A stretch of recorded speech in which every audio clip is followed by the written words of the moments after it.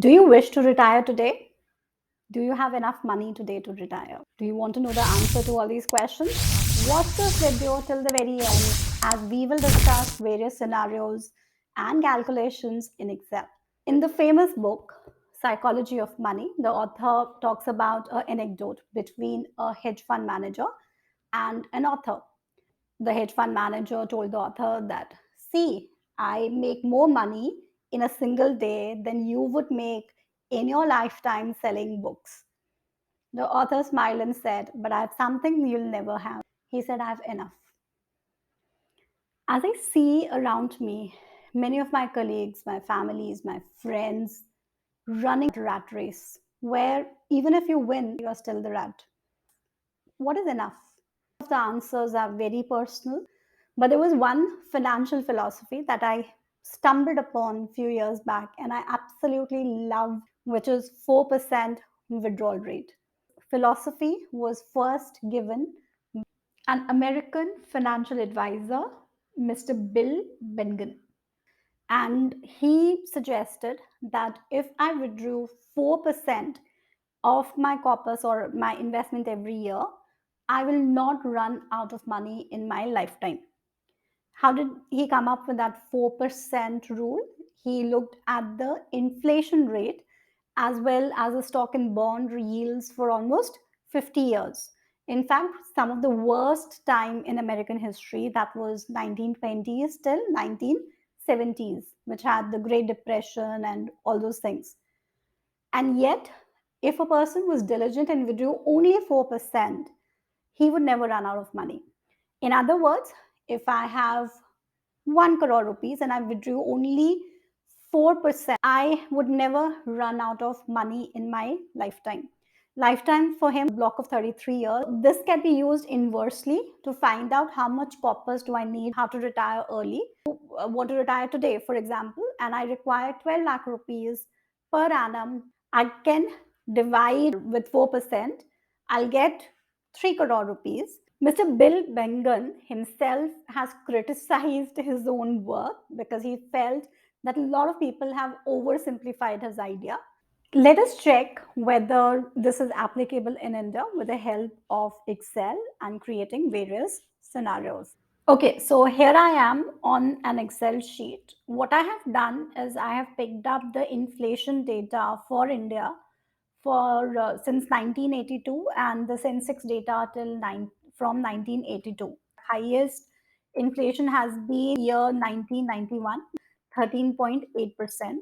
Our Sensex, it has given a return of 26% in 1982, and the highest return it has given is 267%. The negative return is 47%, which was right immediately after 1992. I think 92 was Harshad Mehta, and then 93 the markets fell.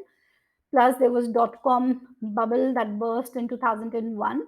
So quite a number of downsides. As per the 4% withdrawal rule, let's say I retire today, I would require 12 lakh rupees per annum and percentage withdrawal 4%. That means my corpus that I require is 3 crores.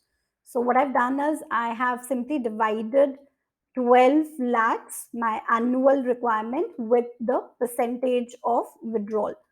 And I will get the answer as 3 crores. Now let it be my corpus amount, initial corpus amount. Withdrawal was from in the very first year itself, which is 12 lakhs.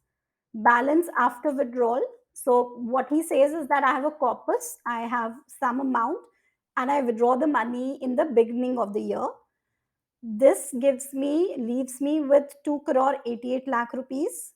The return on this, the return that has been given by Sensex by the end of the year, for 74 lakh 88,000 rupees. That means by the end of the year, have balance after withdrawal plus the return that he has made in his investment. Now let's move it further. So next year, the closing balance of his first year becomes the opening balance of next year. Now, the withdrawal would have to be increased basis the inflation. Because of rise in prices, the money that he would require would be 7.89%, which was the inflation rate of 1982, more than what he had in that year. Well, that means that in the next year, he would require 12,94,680 rupees to buy the same goods and services that he would have bought on year one with 12 lakh rupees.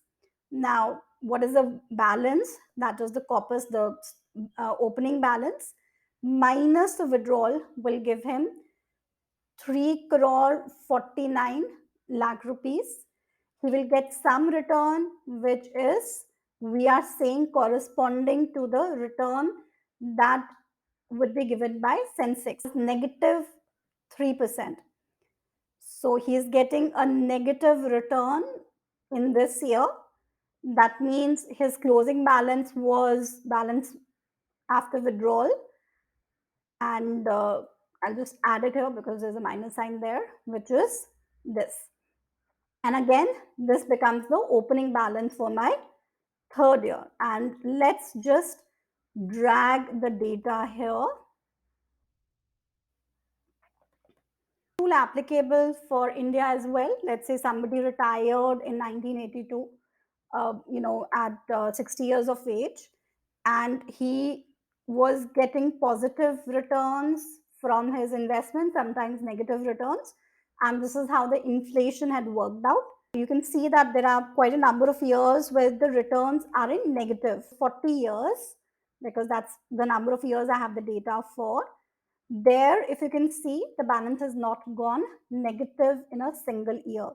So the philosophy that if you withdraw only 4%, will the corpus that you have created will last you in your lifetime without making any discounts holds true.